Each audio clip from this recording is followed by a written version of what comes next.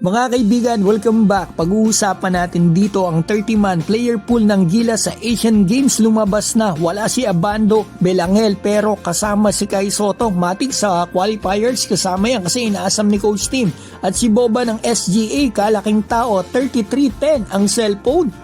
Simulan po natin dito, next month na po ang Asian Games 2026, dito nga ang venue sa Japan. Mga kaibigan, ito ang kasama sa player pool na pinasa ni Coach Tim doon sa organizer. Mga kaibigan, mabasa natin, naturalize muna tayo, Justin Brownlee, Benny Boatwright, Ange Kouame. Samantalang si Malik Diouf na maglalaro ngayon sa strong group ay hindi kasama mga kaibigan, kahit naturalize na natin yan.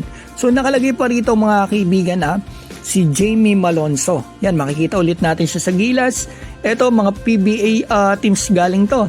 Ito si Junmar Fajardo, CJ Perez, Jeric Ahamnisi, and Don Trollano. Dito rin syempre ang Ginebra Boys, Scotty Thompson, Troy Rosario at RJ Abarientos. Sa TNT, ito Calvin Oftana, Jordan Heading, nice one, and Brandon Ganuelos Rosser. Sa Converge naman, si Justin Baltasar, magagamit yan sigurado kasi kukulangan sigurado tayo ng big man. Justin Aranya at ito si Juan Gomez de Leano. Sa Raynor Shine, ito gusto ko nito makita si Adrian Nocum, Kaylan Tiongson, at eto sa Meralco si Chris Newsome at Brandon Bates. Cedric Bearfield, Robert Bolick, ayos yan mga kaibigan, pati si Nocum, gusto ko rin makita yung dalawa ngayon. Nandito rin si Xavier Lucero at John Perkins. At may nakita pa ako mga kaibigan na hindi pinayagan nga si Carl Tabayo at si Kevin Camao. Papayagan na sana si Carl, kaso nung nalaman na hindi pinayagan si Kevin, ay yung team niya hindi na rin pumayag.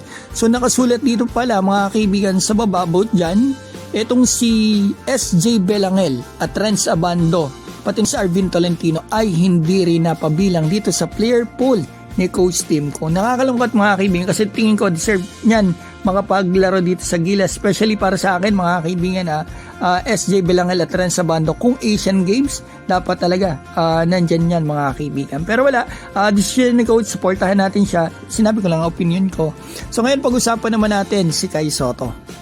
Inaasam po ni Coach Tim na makakalaro si Kai Sotto dito sa paparating na window August 28 and 30 mga kaibigan, kasi kailangan daw po natin si Kai at talagang game changer daw ito. Mga kaibigan, ito latest na sinabi niya sa Manila Times report. Maraming salamat po. We have not received an official no yet, but we understand he has something pending in the US that might affect his availability.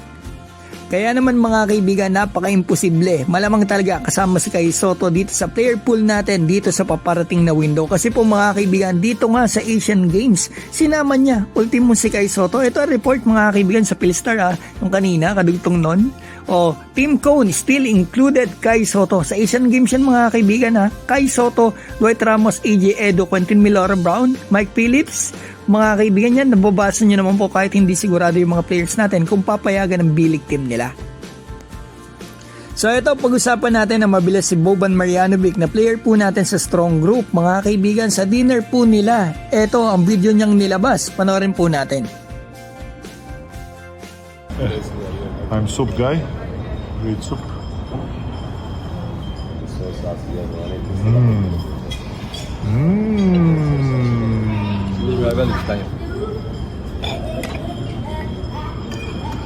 Nokia 3310 ang isang cellphone nitong si Boban Marjanovic. Tinignan ko rin kay Coach Charles, nakita ko nga kanya yan mga kaibigan. So yan ang balita natin na mabilis mga kaibigan. Maraming salamat po.